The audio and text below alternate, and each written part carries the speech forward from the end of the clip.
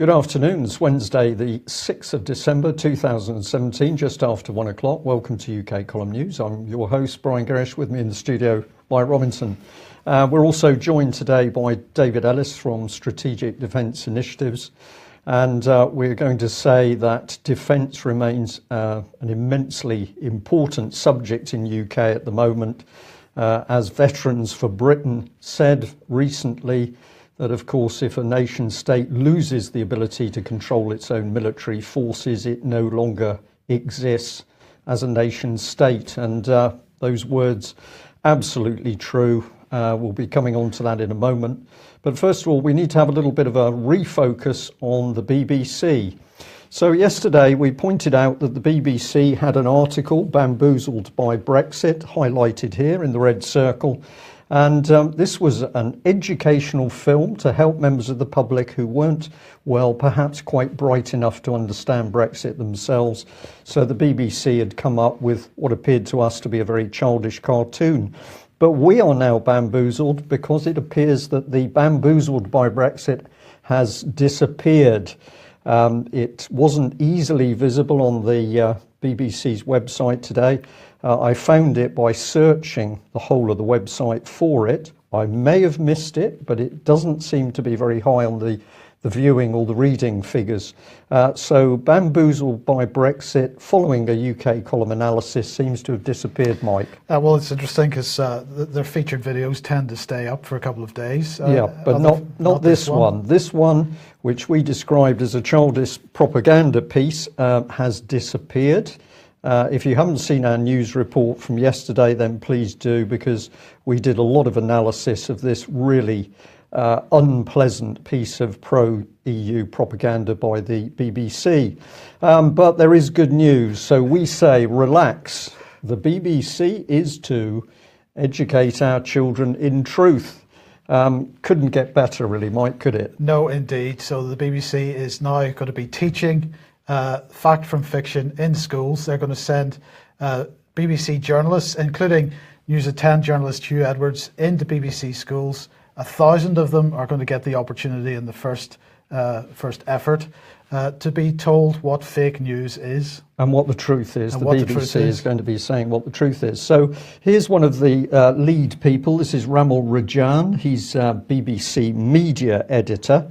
We'll have a little look at what he has to say here. He says that social media and Snapchat is a fun and hyper-convenient way to consume the news, but it comes with attendant dangers. One is that you only see what your friends are interested in. Your worldview will become narrow and is more likely to reinforce your prejudice rather than challenge them. So he's worried on that point. He says a second one that is that if for political or commercial reasons someone invents a lie and successfully imposes similitude on it, truth effectively on it, or the appearance of truth, young minds might come to hold false beliefs.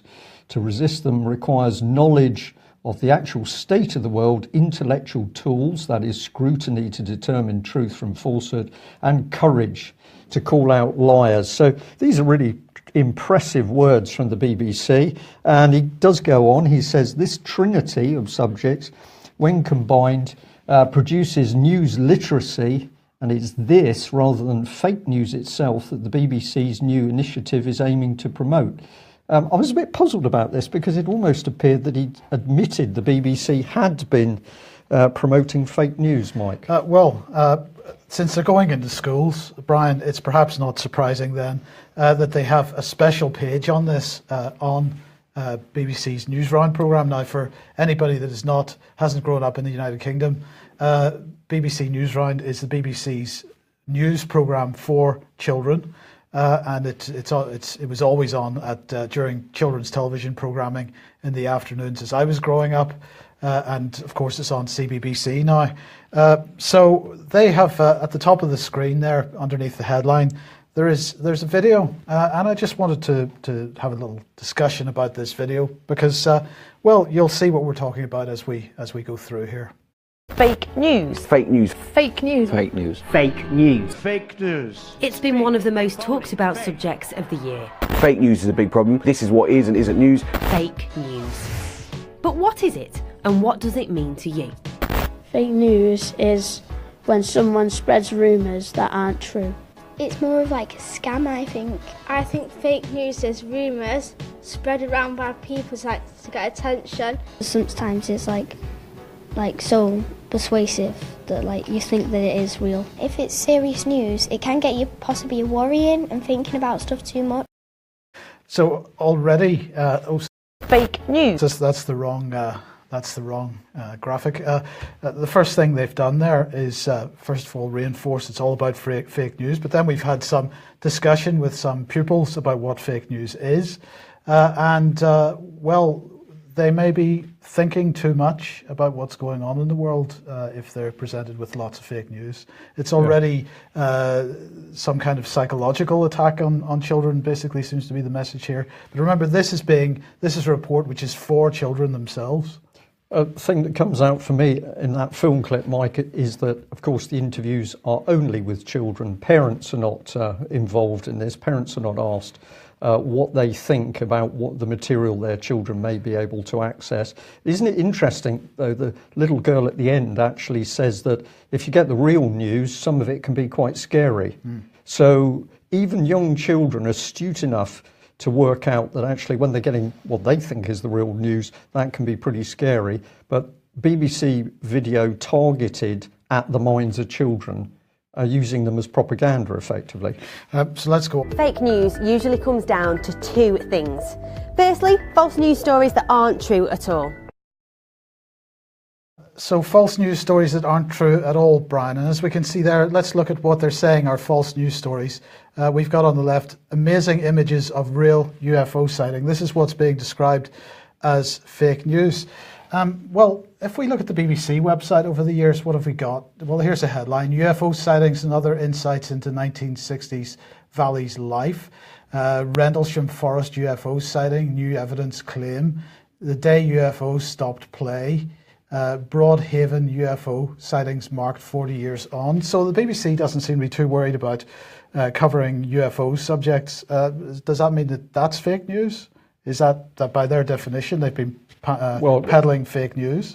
Mike, the BBC doesn't have any definitions. It will shift its definitions to suit itself. Suit itself, whatever the latest propaganda is. Of course, it's not just the BBC, and probably the Daily Express is the worst for this. Alien bombshell, US Navy filmed UFO that defied physics.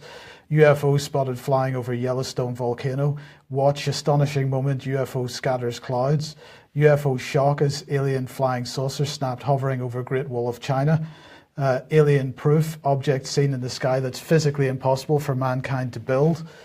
Secret space program, is this proof that US TR-3B UFO built with alien technology? And so it goes on. It is just impossible to get away from this stuff, but there's no criticism, apparently, within this of the mainstream media, because, well, I'm actually You're lost for words, as to what the point because you're the hypocrisy making of the BBC here is so breathtaking. Absolutely. So breathtaking. Absolutely. So let's move on. So do you think you'd be able to spot it? Well, these kids here are taking part in a project looking at how much kids like you know about fake news and how they deal with it. It's part of a project that's been running all year.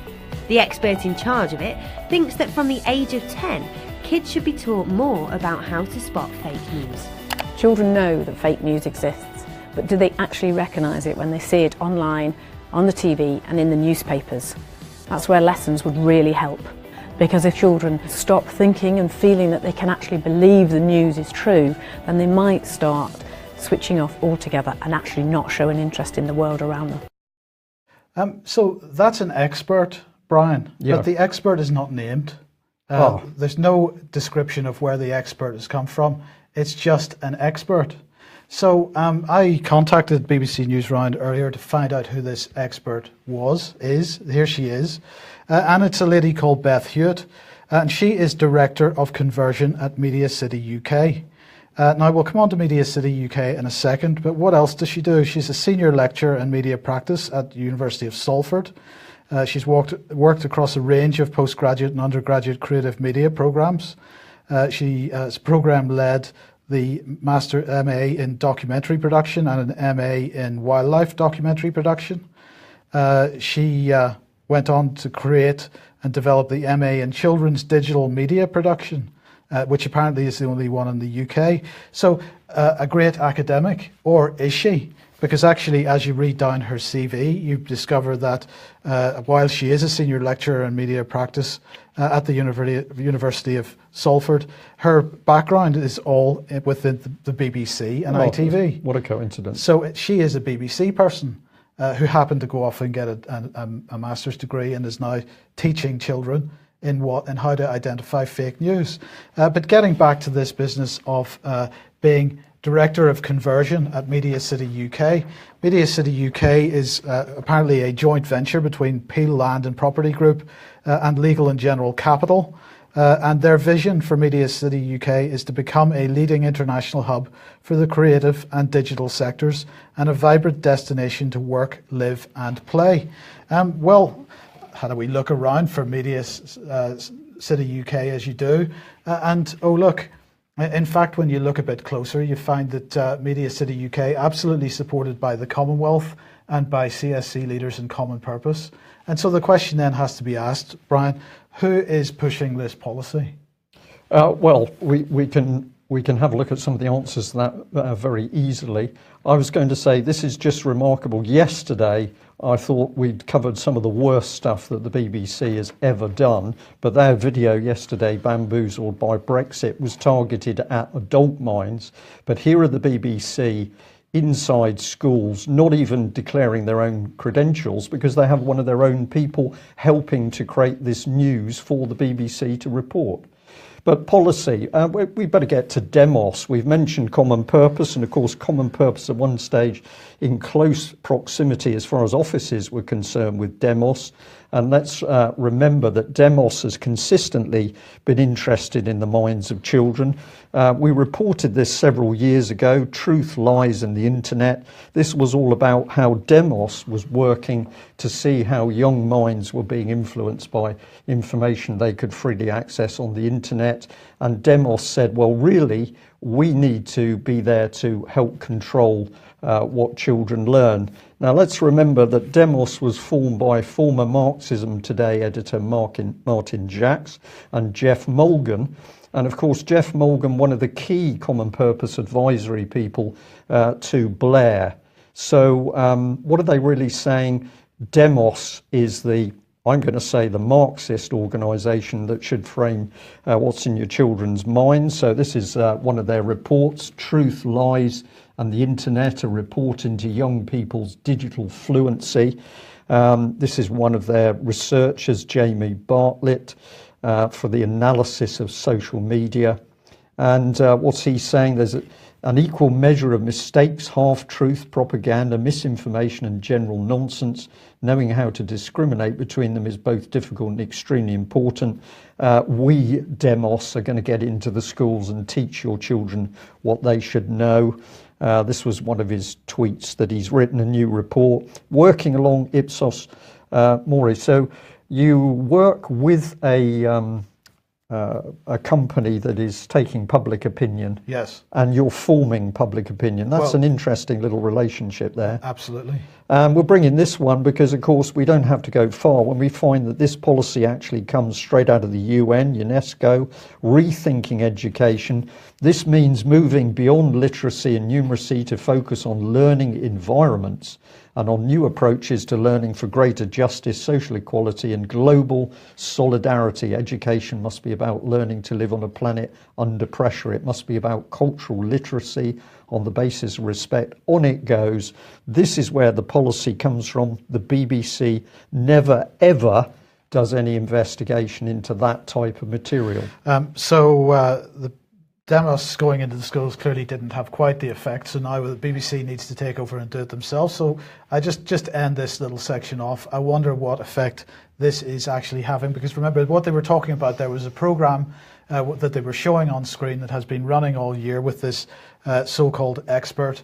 So let's have a look and see what the effect actually was at the end of the day. I think fake news should be taught in school because then they can be more aware of what's around them and whether they know if it's fake or not and what to believe. If you weren't taught about it, you would not know what's truth. The best advice that I've learned is look out for proper brands. So if you... Wow. Right? Well, I've got to say, I hadn't heard that little bit before. Wow. Right? So if you're not taught about it in school, you won't know what the truth is. Yeah. And the only people to trust are the proper brands. So the BBC's in selling itself as the BBC, as the trustworthy purveyor of news. David, we're going to give you some comment in a minute. Let's just add a little bit more to this. I'm very interested to hear what you've got to say because, of course, this is absolutely new to you, what we're talking about. So let's have a look at the BBC's track record. This is Radio 4, a lady called Nicola Stambridge. She was going to assist the UK column to investigate the abuse of children at Oxford and Cherwell Valley College. This was after this very brave Asian gentleman in the bottom right started to blow the whistle on the abuse of white children. Nicola Stambridge told me on the phone she was pulled off the case by her editor. But in any case, they'd spoken to the local authority who said, well, we haven't done anything wrong. So that was the end of the BBC's investigation. We've also had Jimmy Savile, BBC Scotland, refusing to investigate the Holly Gregg case. This one, I think people might remember, a lot of the child abuse charities got very upset at the paedophile statue outside the BBC itself. That statue was never removed because the BBC quite likes it there. Yeah, well, they support Eric Gill, who was a paedophile himself, who created this monstrosity. Yeah. And what else is the BBC up to? Well, they were faking wildlife shots. Here's the veteran cameraman claiming species smaller than rabbits are filmed on custom-built sets and then sold to children as real news. We got the BBC making a documentary more sensational by getting news to put up their hoodies so they looked more sinister. And this one, which I just find obscene, is the BBC's charity Media Action boasting that when they were working in Syria, they were working with the opposition in order to help foment trouble in the country and to overthrow Assad. So here is the BBC now boasting it's been working for a year inside schools to teach young children what the truth is. David, this is just outstanding stuff. The BBC has got to be one of the most dangerous media organisations in the world. Quite. Yeah, thank you. Well, there's two things clearly need to happen. There needs to be some parents get involved here rapidly, nationally, and they need to be going into their head teachers and saying, we don't want the BBC anywhere near our kids under any circumstances. If they do approach the school, let us know. So that needs propagating rapido. Second thing is we need the licence fee stopping, and this organisation needs to be stopped and disbanded. You know, from my point of view, on the basis they will not, under any circumstances, speak about EU military unification, EU military union, what's happening in PESCO, what the ultimate sort of, you know, topography in Europe is with that is more than enough to me to say, well, you know, this organisation is frankly morally moribund. Absolutely. Okay, well, we'll just end the section by coming back to the media man himself, Amol Rajan. He's the BBC media expert. He's the one who's been going into schools. This is from his Twitter page. And the reason I've picked up on this is because he thinks that the fact we have the Chancellor has been using Ministry of Defence planes to shuffle himself around the country, has effectively misused public funds at a time when there's no money. The man who's going to teach children the truth thinks that this is a joke.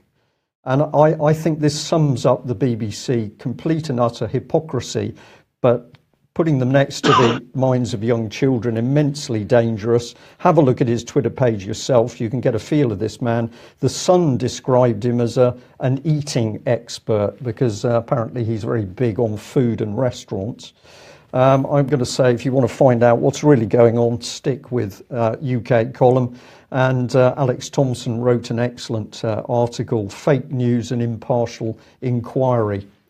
I'll bring in Melanie Shaw at this point because, of course, Melanie Shaw has never been covered properly by the BBC. They did an initial report on abuse in Beechwood, and as soon as Melanie and other child abuse survivors started to talk about the real truth of the abuse and the involvement of Westminster and the names of politicians were mentioned, the BBC simply withdrew and no longer reported. So children are certainly not going to be taught about the quality of the politicians running the country.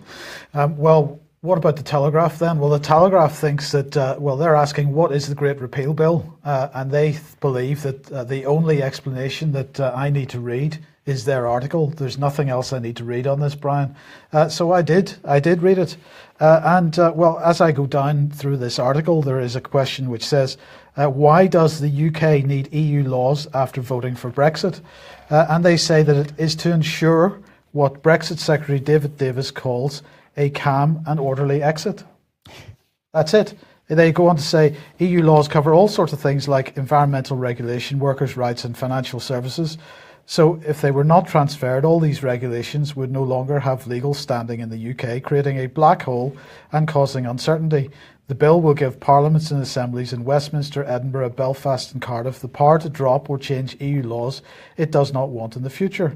And of course that's a complete and utter lie. So what they've done is, this is apparently is the only explanation we will ever need to read, but they don't mention, for example, that whatever deal we get, whenever we get a deal for Brexit, will oblige us to conform to certain laws and regulations in the future that the EU is going to pass in the future, because that's going to be part of the terms and conditions of the new treaty that we sign. So they don't mention that. They just simply say that the bill will give parliaments the ability to drop or change EU laws in the future. So it's, again, censorship by omission, lying by omission. But don't worry, you don't need to go and read anything anywhere else, because this is all you need. This is the Telegraph's version of Bamboozled by Brexit. The BBC does it in a particularly childish video form. The Telegraph here is doing it in a slightly more sophisticated but equally banal form for adults. Yes. Okay, so here is the next question of the day, possibly the most important question of the day. Where is Boris? Now, it's a reasonable question. Where is Boris? Because as you read the mainstream media today, there's lots of stuff about Boris. And why is that? Well, because according to Business Insider, for example, Boris is leading a fresh cabinet revolt against Theresa May over Brexit. So if that's what he's up to, I think it's reasonable to know where he is. But we're not told where he is in this article, and that is a standard photograph of him there. It's not from today, so that doesn't give us any clue as to where he is. Well, maybe the Sun knows. Well, the Sun say that lefty activists are trying to silence newspapers they dislike, and they're attacking the very basis of our economy. That's according to Boris. But again, they've got a standard picture of Boris. Nothing. We don't get any clues as to where he is. Maybe Reuters knows. Well, here's what Reuters say. British Foreign Secretary concerned about planned US recognition of Jerusalem. This is because the US is apparently going to make Jerusalem the capital of Israel, and lots of people concerned about, quite rightly. But Boris apparently is concerned about it as well. But again, we've got a stock photograph of Boris there. We still don't get a clue as to where he is. So maybe the BBC knows. Well, apparently Boris Johnson is urging the EU to progress Brexit talks. And we do get a clue from the BBC article, because we have a photograph which is actually from where he is yesterday and today, which we're going to come on to in a second. But they don't tell us where that is in the body of the article or in the tag for the image.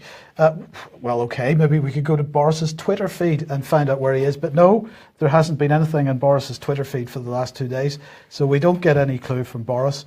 And in fact, in order to get a clue, we have to go to The Guardian, although it's not about where he is.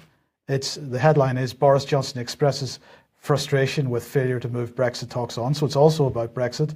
But in the body of this article, they do say where he is, but only as a by the way sort of statement. So where is Boris? Well, Boris, of course, is at the foreign ministers' meeting for NATO in Brussels. We know that because the BBC had a photograph of him there and so on. But we'll just describe what is going on at this foreign ministers' meeting. Here they are, the beautiful couple, Jens Stoltenberg and Federica Mogherini. This is the NATO foreign ministers' meeting. Now, it began yesterday with a background briefing and discussions on NATO-EU cooperation, and it ended yesterday with a press conference by the NATO Secretary General and High Representative. That's what you're saying at the moment. So it began with NATO-EU cooperation on defence. It ended with NATO-EU cooperation on defence. And because of that is the main subject of the foreign ministers' meeting, and Boris doesn't want to be seen to be there taking part in this, then it seems to get a complete media blackout. It is an incredible situation. Now, this is really important because at this meeting yesterday, they released a new document, and the document is entitled The Implementation of the Joint Declaration signed by the European Council and the European Commission Presidents and the NATO Secretary General, a common set of new proposals. So it's a common set of new proposals on the implementation of the Joint Declaration, and it covers such a broad range. We'll get to you in a second, David. Hold on one second. Such a broad range of subjects. So they're talking about countering hybrid threats, strategic communications, operational cooperation, including maritime issues, cybersecurity and defence capabilities, exercises. They're going to run a bunch of joint military exercises in 2018. Defence and security capacity planning. EU and NATO staffs will exchange information as appropriate about security situation in eastern and southern partner countries, as well as Iraq and Libya, the Western Balkans, as well as on how to support those countries in relevant international organisations. So it goes on, strengthening dialogue between EU and NATO. There's 4 pages of stuff here, Brian, which is all about the strengthening relationship between the EU and NATO, all about EU military unification and its new relationship to NATO, and Boris doesn't want to be seen to be taking part in that. It's spectacular. Well, this is just it for Brexit, isn't it? The British public takes the lies and the false media, and behind the scenes they're going rapidly ahead with EU military unification. Isn't this what it's about, David? Correct. There is only one critical thing to be established and sorted at the moment within this framework of what people are saying is Brexit, and then the only trade deal in town is EU military unification, EU military union. And that is the big deal. It's the must-have. They must have it in order to secure their treasury so they can tax everyone and take ownership of everyone's defence assets. So the PESCO framework, which is what they're doing there in hand in glove with NATO. So obviously EU and NATO are now the same thing. That's very obvious because they're stood next to each other. And the reason Boris is very quiet, he's like some sort of SR-71 stealth minister, radar avoiding, because he doesn't want any of this in the news. He does not want the British people having any idea that their military is about to be subsumed, taken into EU military union with absolutely no debate, no mandate, no vote, no scrutiny. Now, there was not a amendment or a subsection on the Brexit ballot paper that kept the military separate. You know, it was, did you want to leave the EU or did you want to remain? So this is an appeal I'm putting out to both camps, so the Remainers as well as the Brexiteers.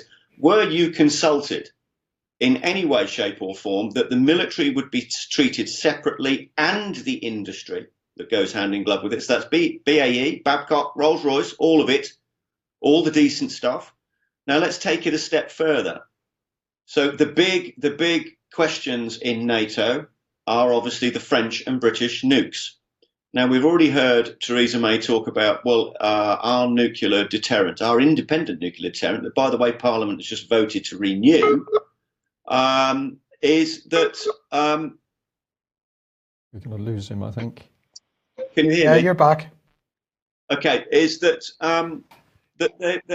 they've going to think that they can barter seats at the EU military union table with our quality, and the quality is the boats and the bombers Aldermaston and the production of our nuclear weapons, and I understand that there are a new series of weapons being produced as we speak, and obviously the production at Barrow-in-Furness. So these are the quality items that are being horse traded at the moment, ultimately in these arrangements that are going on. So NATO is the conduit, and the EU are sort of, very cleverly here using NATO as the conduit in order to get French and British nukes. It's as simple as that. And that's what we need to start talking about. Everybody needs to start talking about that and going to your MP. What's going on with this? Okay, so that was yesterday. And alongside that, just as an aside, we just will mention that the fact that this morning was the NATO Georgia Commission, that NATO allies applaud Georgia's excellent performance on its Euro-Atlantic path and pledge support for fostering reform. So this is more NATO surrounding of Russia because Georgia is dying to become a member of NATO. They're pushing forward with suitable reforms, and NATO and the EU at the NATO Foreign Ministers meeting applauding the progress that they've made. It's all becoming obvious, I think, Mike. Let's bring in this man, Dr. Julian Lewis, Chairman of the Defence Select Committee. Now, David, he's been writing he's written a very interesting letter. Let's see whether we can bring this up on screen. This is to Gavin Williams, Secretary of State for Defence. And he's mentioning a lot of things, a lot of questions here. What consultation has taken place with industry as part of the National Security Capability Review? What assessment have you made of the impact of leaving the EU on the UK defence industry? What plans do you have to develop a defence aerospace industrial strategy? What is your reaction to the suggestion that major defence companies are attempting to move to a model where they develop advanced systems but do not manufacture them in the UK?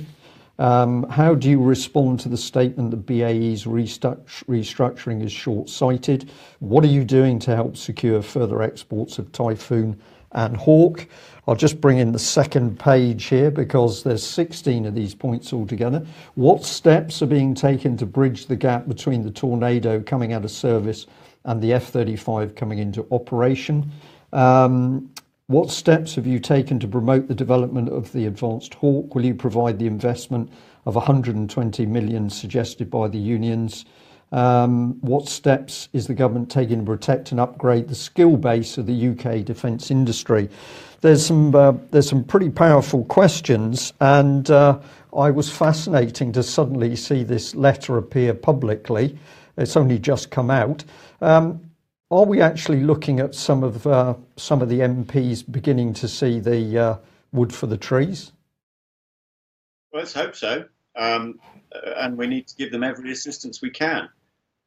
This is just opening up on Defence Committee's Twitter feed, so it's @Commons Defence. You can also put #DEFCON. And it'll find it there. There's a conversation opening up on this very issue now on Defence Committee's own Twitter feed. So please join in, everybody.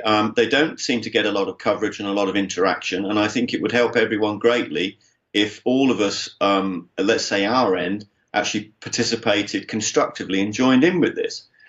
So great work there by Dr. Lewis. Congratulations. My fear is, after watching yesterday's Defence Committee, was that we come to a bit of a watershed during that committee where an ex-senior Royal Marine officer, Robert Fry, basically got to the nub of the matter and saying, where's the policy coming from? Where are the decisions being made? Because this doesn't make any sense at all from a national perspective.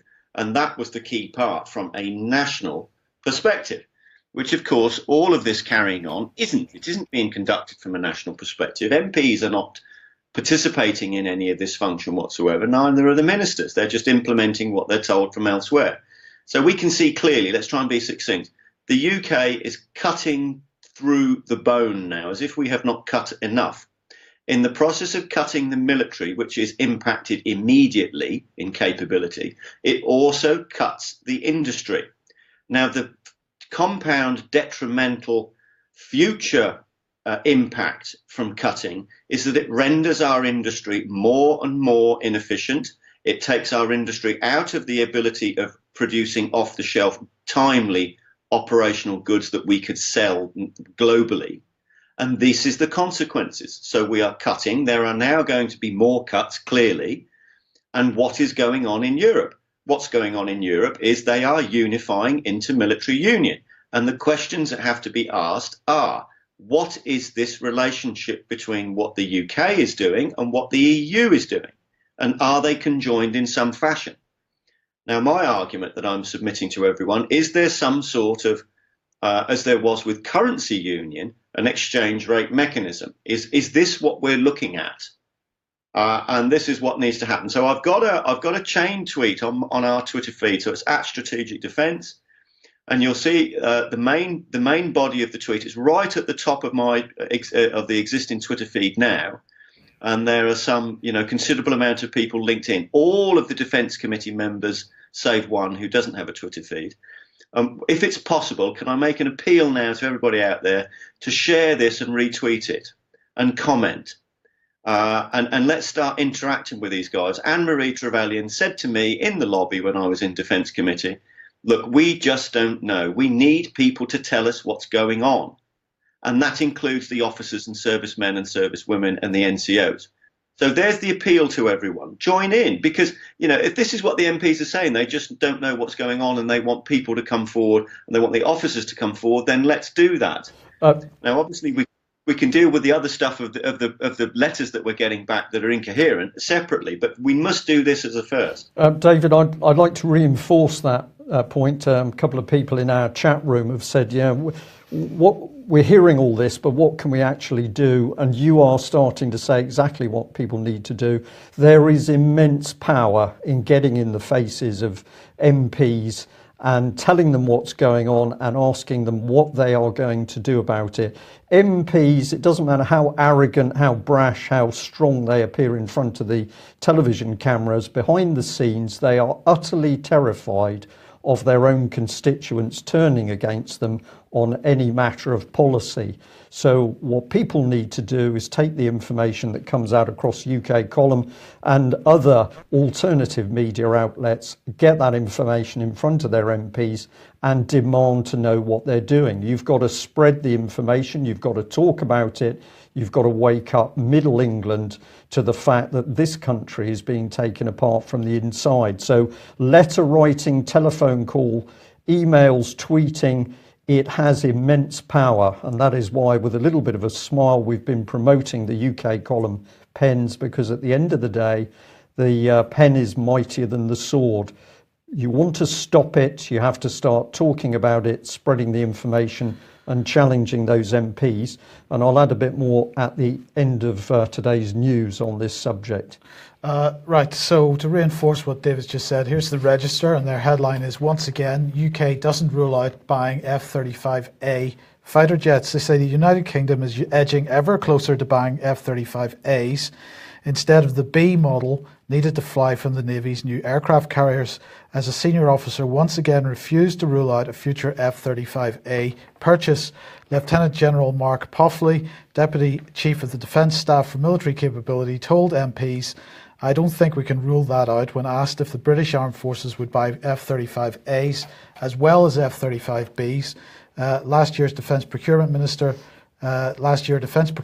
Harriet Baldwin MP similarly refused to rule out an F-35A purchase. This matters, says the Register, because if the Royal Air Force secures a purchase of the non-navalised F-35A variant, it could leave Britain's future flagships without enough fighter jets to deliver their intended effect. In other words, we are going to be reliant on others to put jets on the deck of the carriers.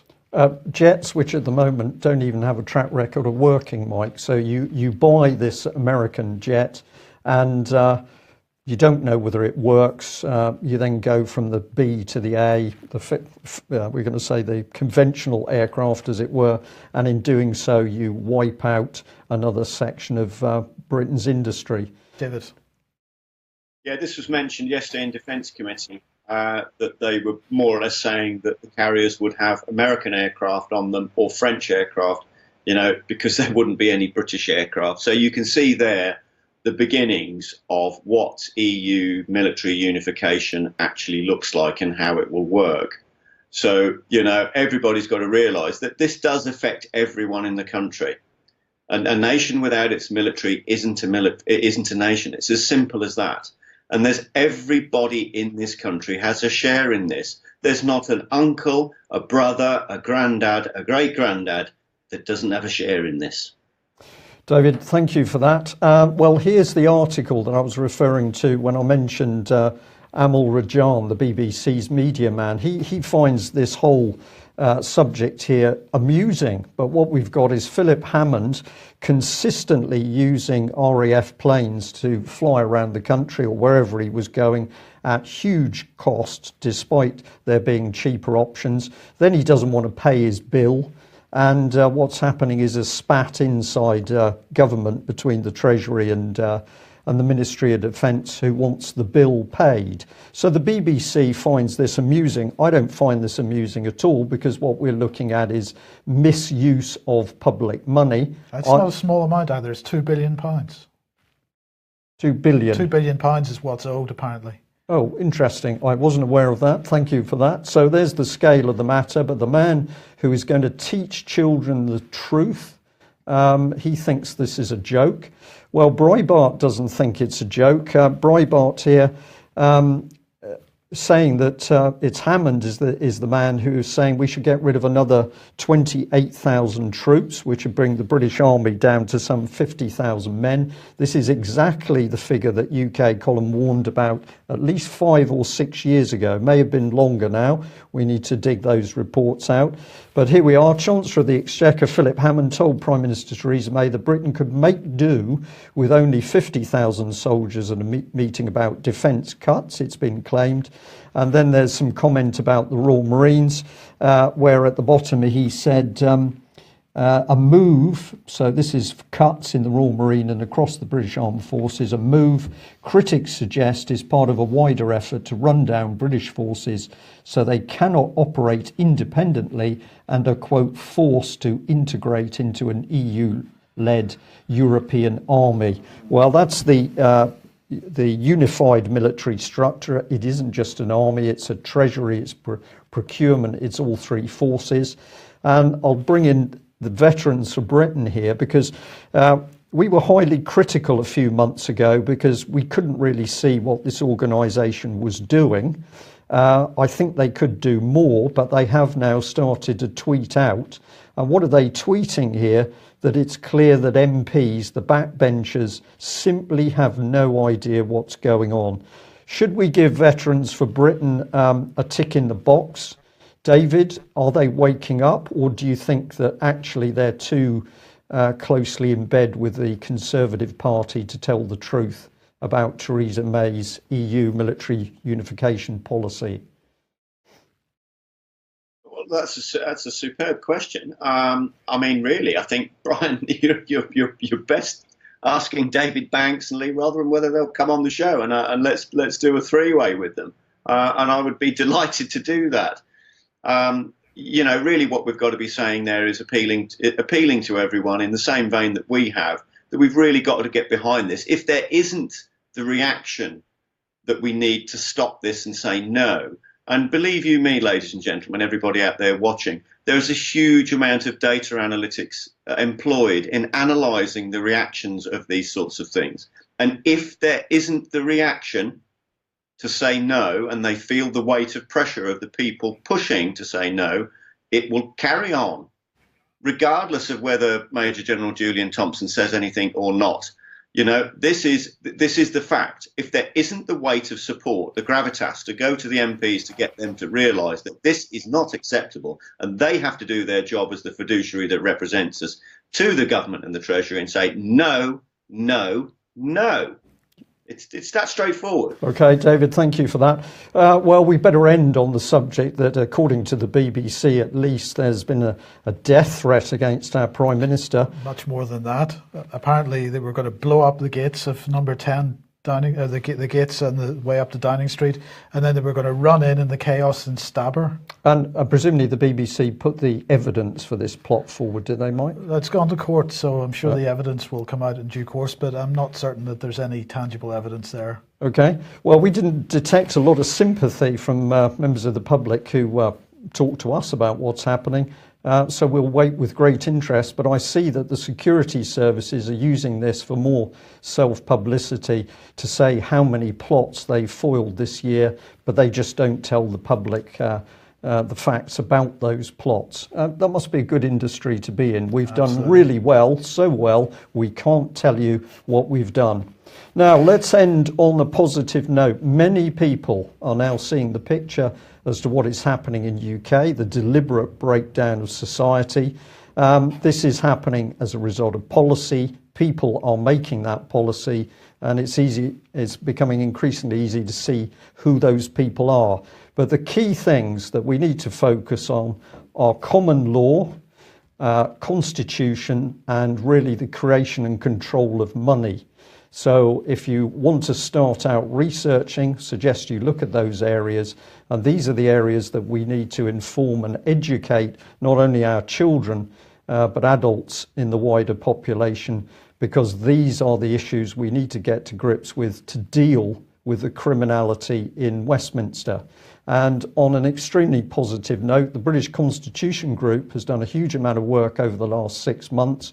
A new initiative launched just for this purpose, to show people what they can and should be doing to stop this criminality in the British government, and that is the New Chartist movement. And over the coming days we're going to be telling you more about this and what the objective is. As always, of course, everything to be done in a very mature, measured and peaceful way, because that is a key part of overturning the treason which Theresa May and her government are conducting in the UK. David, thank you very much for joining us. That's the end of today's news. We'll be back at the same time tomorrow. Bye-bye.